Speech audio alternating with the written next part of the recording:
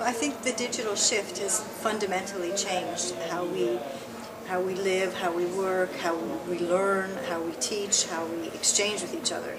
And it's in much more ways than just simply the tools or the access to the tools.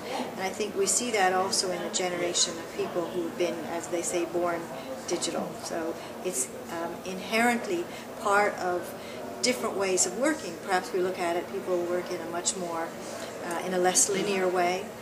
The digital shift has affected how our whole culture production cycle, the linear chain that started with the creator and went through the producer, the distributor, and the consumer, where now one can enter into that chain in any place. So it's not simply a distance or a gap between the ability to use tools. I think it's a lack of understanding of how the tools have changed how we work, and also how the digital shift has contributed to the increased globalization. So we are more connected, or have the opportunity to be connected with more people, or more information, more often, all the time, in fact.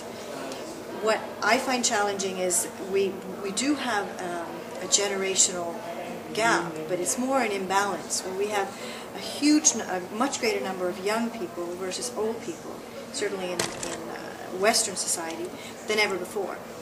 And many people look at that as a challenge. They say, how are we going to deal with the huge differences between? And I think what we need to do is instead of dwell on what the differences might be, take what we can learn from bringing generations together. And I think one of the comments this morning is we need to actually connect more in meetings like this generationally, or different areas of expertise. And I absolutely agree. I think we have an opportunity to do that.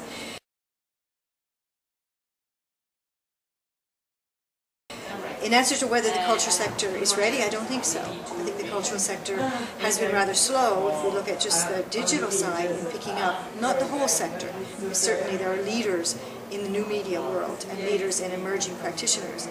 But the sector as a whole has not been as fast as other sectors in society, which gives a certain disadvantage. And I think also we need in the sector to adapt and be more responsive and more open to new ways of working ourselves in order to encourage next generation of workers, employees and thinkers to be part of what we do.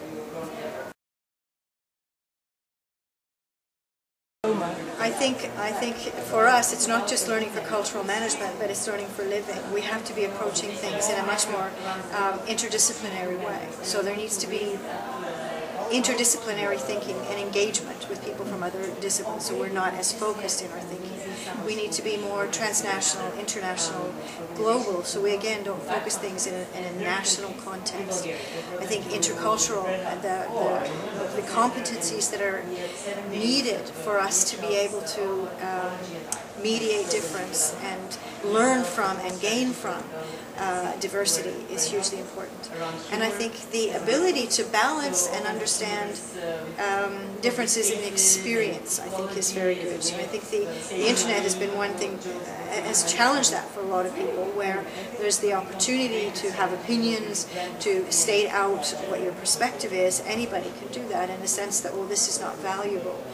What's only valuable is a certain kind of knowledge that's developed in a certain way.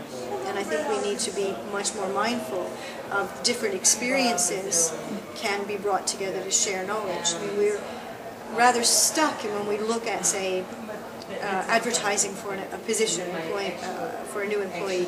We say we'd like particular skills, we'd like particular education level. Sometimes that quality can be found in other experiences and not necessarily in a formal education.